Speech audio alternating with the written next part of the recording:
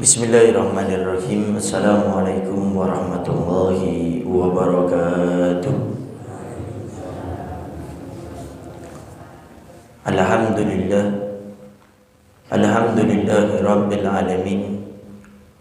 Wassalatu wassalamu ala asyrafil anbiya'i wa mursalin sayyidina wa habibina wa syafi'ina wa qurrati a'yunina wa nuri qulubina Muhammad habibi rabbil alamin wa ala alihi wa sahbihi ajma'in.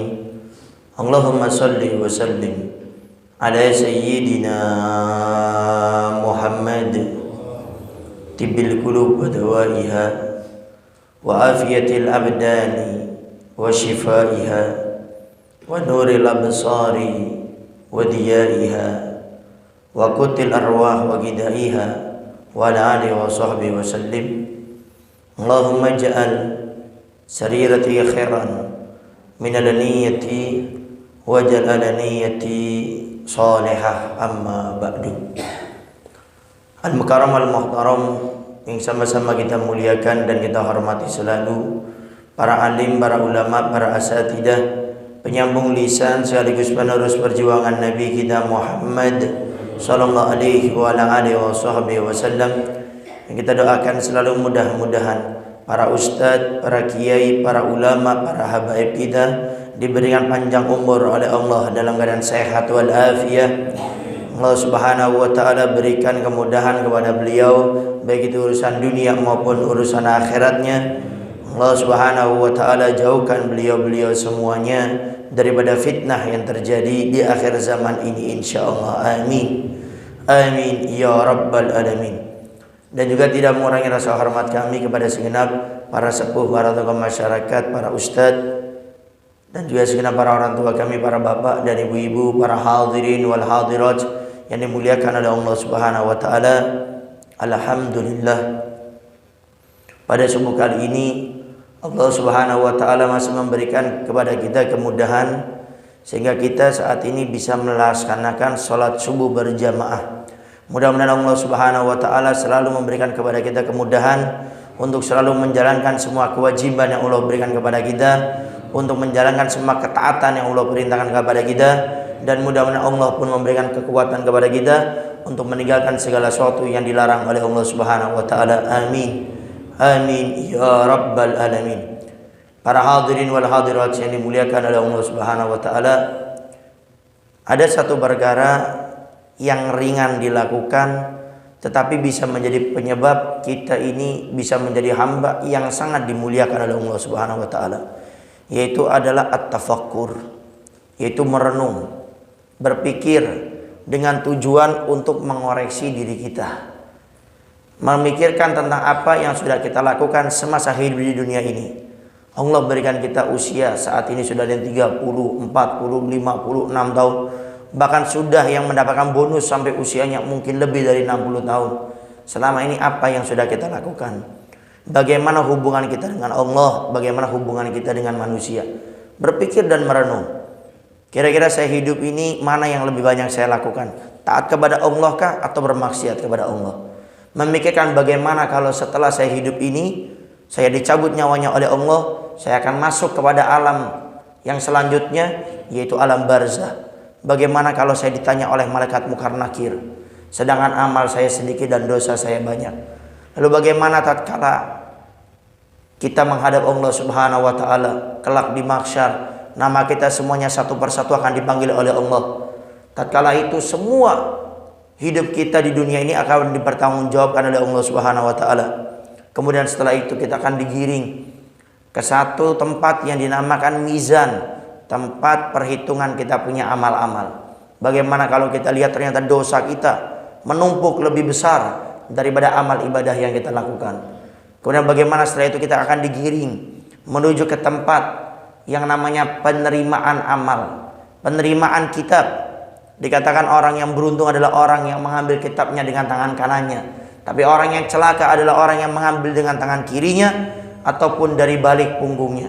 Itu yang harus kita pikirkan. Bagaimana di jembatan Shiratal Mustaqim, jembatan penghubung antara surga dan neraka. Siapa orang yang tergelincir, yang jatuh, maka Allah akan kekalkan dia di nerakanya Allah Subhanahu wa taala. Orang yang beriman akan merasakan bagaimana dahsyatnya api nerakanya Allah Subhanahu wa taala. Kemudian pikirkan bagaimana tatkala kita disiksa oleh Allah Subhanahu wa taala. Sehingga perenungan ini, tafakur ini harus selalu kita hadirkan. Sampai dikatakan tafakkuru sa'ah khairum min ibadati sana. Merenung sesaat, berpikir sesaat, itu lebih baik dikatakan daripada kita beribadah selama 1 tahun suntuk. Setahun kita beribadah itu masih kalah dengan kita merenung sejenak. Kenapa merenung, bertafakur itu lebih besar daripada orang beribadah sebanyak 1 tahun? Karena merenung itu implementasinya, kembalinya itu adalah kepada kita akan memperbaiki diri kita. Orang ibadah setiap setahun full dia ibadah, tapi dia selalu meninggalkan kewajiban yang lainnya. Kadang dia bermaksiat kepada Allah. Tapi orang yang merenung, walaupun dia cuma melaksanakan yang wajib, dia tinggalkan berusaha yang haram, dia tidak melakukan yang sunnah, dia tidak bersedekah, dia tidak membaca Al-Quran, dia sedikit hadir majelis ta'lim, tapi dengan merenung, dengan dia bertafakur, berpikir, maka dia akan kembali menjadi orang-orang yang dinamakan Abdullah, hambanya Allah.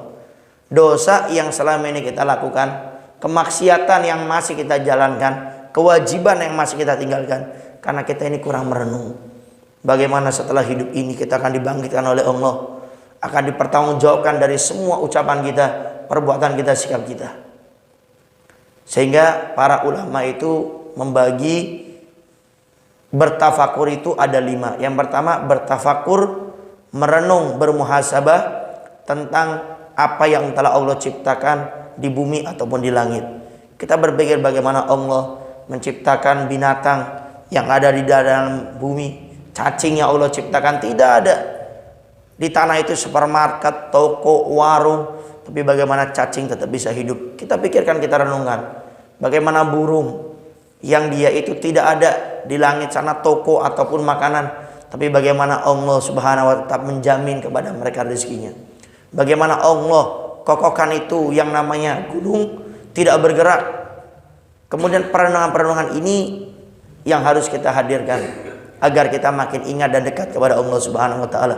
Yang kedua adalah merenung, bertafakur dengan nikmat yang telah Allah berikan kepada kita. Bagaimana saat ini kita bernafas dengan mudahnya. Ternyata di rumah sakit sana ada orang yang bernafas harus membayar sekian ratus ribu setiap harinya. Dia harus membayar oksigen. Tetapi alhamdulillah kita yang sehat saat ini bernafas dengan mudahnya, tidak perlu yang namanya kita mengeluarkan uang sampai ratusan ribu. Mensyukuri nikmat yang telah Allah berikan kepada kita. Allah berikan kita nikmat mata, nikmat tangan, kaki, kesehatan. Ini yang menjadikan kita makin dekat dengan Allah Subhanahu wa taala.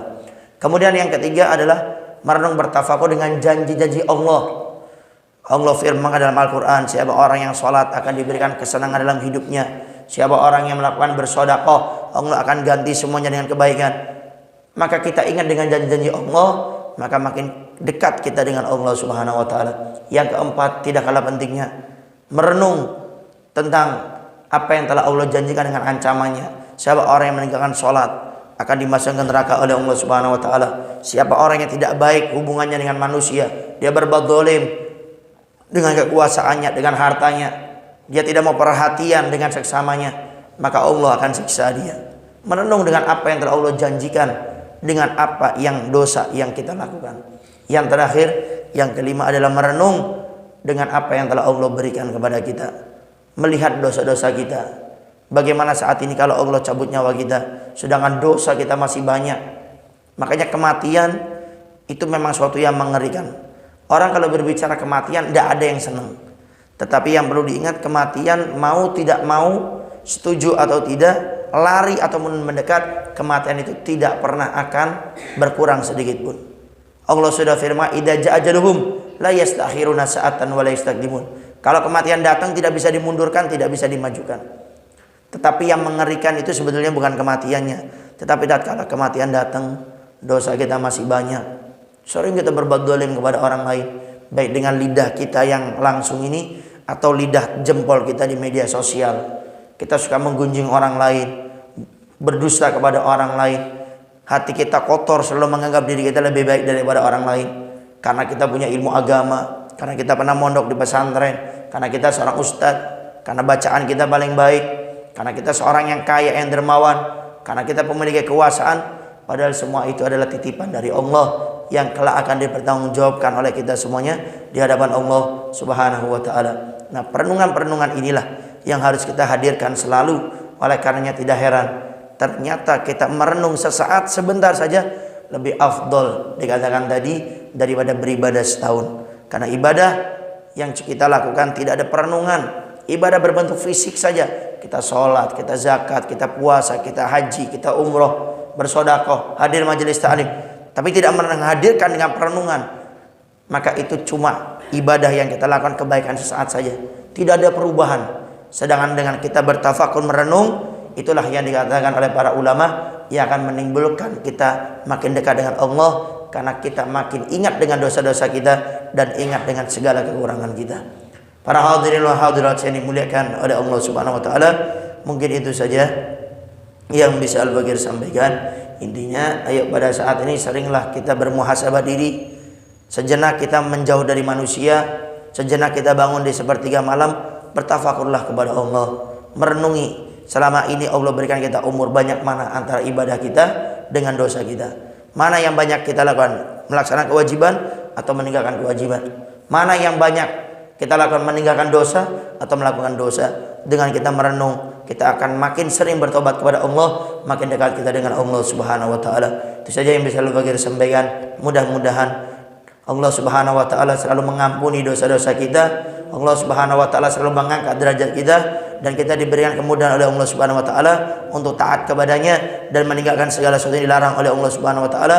Dan mudah-mudahan umur yang saat ini diberikan oleh Allah mampu kita syukuri untuk selalu taat kepadanya dan meninggalkan larangannya. Dan mudah-mudahan semua doa-doa kita semuanya dikabulkan oleh Allah Subhanahu wa taala, khususnya setelah panjang umur dalam keadaan sehat walafiat, Allah cabut nyawa kita semua dalam keadaan husnul khatimah, husnul khatimah, husnul khatimah. Amin, amin ya rabbal alamin. Itu saja yang bisa Al-Bagir sampaikan. Kurang lebihnya Al-Bagir minta maaf dan mohon doanya selalu. Akhirul kalam, assalamualaikum warahmatullahi wabarakatuh.